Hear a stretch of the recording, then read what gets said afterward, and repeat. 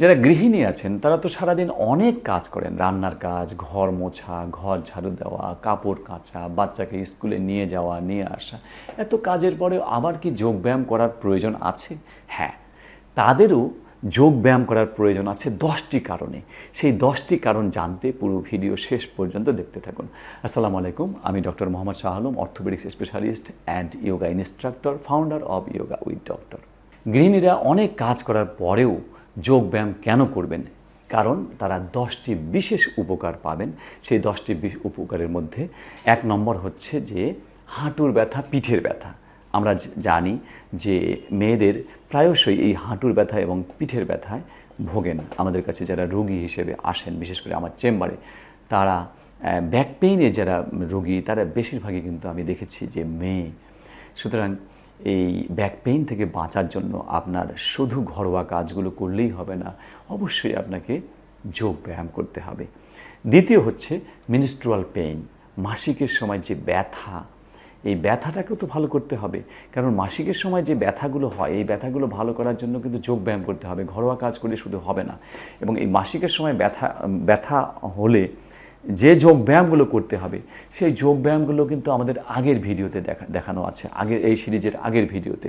সেখানে 7টি ব্যায়াম দেখানো আছে, একটা দাঁড়িয়ে, 3টা বসে এবং 3টা শুয়ে। এই 7টি ব্যায়াম অবশ্যই আপনারা দেখে নেবেন গৃহিণীরা, কারণ এই ব্যায়ামগুলো স্পেশালি গৃহিণীদের জন্য। 3 নম্বর হচ্ছে মাথার ব্যথা। মেয়েরা প্রায়শই বিভিন্ন মানসিক চাপে থাকার জন্য মাথা ব্যথা হয়, মাইগ্রেন হয়। এই মাইগ্রেন থেকে বাঁচতে হলে ব্যায়াম করতে হবে। যেমন সর্বাঙ্গাসন একটা ব্যায়াম আছে, সেই ব্যায়ামটা করলে মাইগ্রেন ভালো হয়ে যায়। আরও অনেক ব্যায়াম আছে, সেগুলো আপনারা দেখবেন। বিশেষ করে আগের ভিডিওর 7টি ব্যায়াম অবশ্যই দেখবেন। 4 নম্বর হচ্ছে অ্যাংজাইটি থেকে বাঁচার জন্য, মানসিক চাপ থেকে মুক্ত হওয়ার জন্য স্পেশালি যোগব্যায়াম খুবই ভালো কাজ করে, মানসিকভাবে আপনাকে প্রফুল্ল করবে। সুতরাং এই ঘরোয়া কাজগুলো দিয়ে কিন্তু এটা সম্ভব হবে না। 5 নম্বর, ইজি ডেলিভারির জন্য, যাদের বাচ্চা হবে বা নতুন বিয়ে যারা করেছেন, তারা যদি যোগ ব্যায়াম নিয়মিত করেন তাহলে কিন্তু ডেলিভারিটা নর্মাল হবে এবং ইজি হবে, তাদের সিজারিয়ান সেকশনের কোনো প্রয়োজন হবে না। 6 নম্বর, যাদের বয়স বেশি বা ডেলিভারি হয়েছে বা ডেলিভারি হয়নি, তাদের জন্য যোগ ব্যায়াম যে কাজ করবে সেটা হচ্ছে ইউটেরাইন যে প্রোলাপস হয়ে যায়, এই প্রোলাপসটাকে রোধ করবে, মানে ইউটেরাইন প্রোলাপস হবে না যদি যোগ ব্যায়াম করা যায়। 7 নম্বর হচ্ছে ইস্ট্রোজেন লেভেল বা হরমোন, এই যে হরমোন লেভেলটাকে নর্মাল করার জন্য ঘরোয়া কাজ দিয়েই শুধু হবে না, আপনাকে অবশ্যই যোগ ব্যায়াম করতে হবে। আমরা জানি যদি ইস্ট্রোজেন লেভেল অতিরিক্ত হয়ে যায় তাহলে কি হয়? চর্বি জমে যায়, ফ্যাট হয়ে যায়, ফ্যাটি হয়ে যায়, মোটা হয়ে যায়। আবার ইস্ট্রোজেন লেভেল বেড়ে গেলে কিন্তু আপনার ক্যান্সার কোষগুলোকে আকৃষ্ট করে, ক্যান্সার হওয়ার সম্ভাবনা বেশি থাকে। 8 নম্বর, নিজেকে সবসময় ইয়াং রাখার জন্য, স্মার্ট রাখার জন্য আপনাকে যোগ ব্যায়াম অবশ্যই করতে হবে।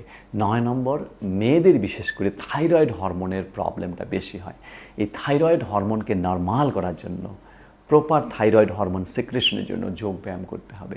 এবং লাস্টলি 10 নম্বর হচ্ছে নিজের ওজন, শরীরের ওজনটাকে স্বাভাবিক রাখার জন্য যোগ ব্যায়াম করতে হবে। কারণ আমরা দেখেছি যে গৃহিণীরা এত কাজ করার পরেও ওজন বেড়ে যায়, এর কারণ হচ্ছে তাদের হরমোন লেভেল ইমব্যালেন্স থাকে, ইস্ট্রোজেন হরমোন, থাইরয়েড হরমোন। তো ইস্ট্রোজেন এবং থাইরয়েড হরমোন লেভেলকে যদি আপনার নর্মাল করা যায় তাহলে ওজন কিন্তু অটোমেটিক্যালি কমে যায়। সুতরাং ওজনকে স্বাভাবিক রাখার জন্য অবশ্যই যোগ ব্যায়াম করতে হবে গৃহিণীদের। তাহলে আমরা জানলাম যে গৃহিণীরা অনেক কাজ করার পরেও তাদের যোগ ব্যায়াম করা প্রয়োজন এই উপরের এই 10টি কারণে। আজ এ পর্যন্তই। আসসালামু আলাইকুম।